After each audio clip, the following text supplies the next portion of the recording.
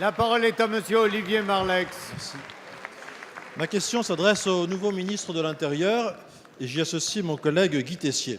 À l'heure où l'Europe reste confrontée à un niveau de menace inédit, la mission de la gendarmerie nationale est gravement désorganisée par l'application de la directive européenne sur le temps de travail. Cette directive de 2003, qui définit des périodes minimales de repos, excluait pourtant expressément les forces armées ou la police. Mais c'était sans compter sur l'intervention de la Cour de justice de l'Union européenne qui a décidé que ces dispositions devaient leur être appliquées.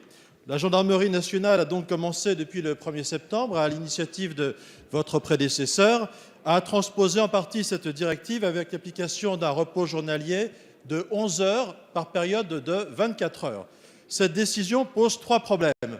D'abord, c'est une remise en cause de l'identité de la gendarmerie qui obéit à un principe militaire de disponibilité.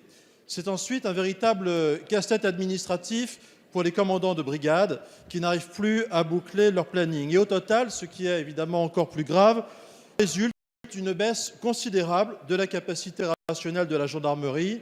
Auditionné par la commission de la défense le 18 octobre dernier, le général Lizuret, directeur général de la gendarmerie, a indiqué que cette nouvelle organisation du temps de travail représentait l'équivalent de 5000 postes en moins dans la gendarmerie. Et le pire reste à venir, monsieur le ministre, puisque si la directive était appliquée totalement, lorsqu'un gendarme assurera une garde à vue de 96 heures, ce qui est le cas en matière de terrorisme, la gendarmerie devra le passer pour 15 jours en repos obligatoire. Très concrètement donc, monsieur le ministre, dans le contexte actuel de mobilisation des forces de l'ordre face à la menace terroriste, comptez-vous prendre une initiative au niveau européen pour que l'on sorte de cette jurisprudence totalement insensée et qu'on en revienne à la lettre du texte de la directive? La parole est à monsieur le ministre de l'Intérieur, Bruno Le Roux.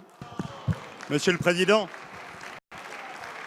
Monsieur Olivier Marleix, je vous remercie d'abord pour cette question qui me permet de m'exprimer, de dire avant tout le plaisir que j'ai eu à travailler durant ces 4 années avec Christian Jacob, avec Philippe Vigier, avec Roger Gérard Schwarzenberg, avec Monsieur Chassaigne, sur les réunions de présidents de groupe et le souci que nous avions de pouvoir discuter autant qu'il le fallait pour que les choses se passent bien. Je continuerai à le faire. Et je veux avoir le souci, dans la période que vous avez rappelée, période de tension particulièrement forte, de pouvoir faire en sorte que nos services de sécurité puissent surmonter toutes les difficultés, et même les difficultés qui sont créées par des directives européennes sur lesquelles il ne faut pas renoncer, à essayer de les faire bouger pour faire en sorte qu'elles ne déstabilisent pas le fonctionnement de nos services. Je rencontrerai dans 2 heures, après être sorti, le directeur général de la gendarmerie nationale pour évoquer bien entendu cela avec lui. Le travail a déjà été bien entendu commencé par Bernard Cazeneuve, mon prédécesseur. Ce n'est pas simplement un problème de discussion et d'organisation. C'est un problème que nous devons aussi compenser par des moyens qui correspondent à la période. Faut-il vous rappeler que le budget de la gendarmerie, entre 2007 et 2012, avait diminué de 15%, alors qu'il augmente de plus de 12% depuis 2012.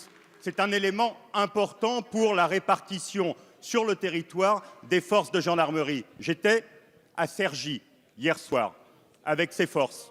Je peux vous le dire que dans la façon dont elles sont prises en considération par le gouvernement, par Manuel Valls et Bernard Cazeneuve comme ministre de l'Intérieur puis comme Premier ministre, elles ne se plaignent pas des moyens dont elles disposent aujourd'hui, non simplement en crédit, non simplement en équipement, mais aussi en personnel, et qui contraste bien avec ce que vous avez fait auparavant. La question n'est pas simplement européenne, elle est aussi dans la politique que vous aviez menée jusqu'en 2012.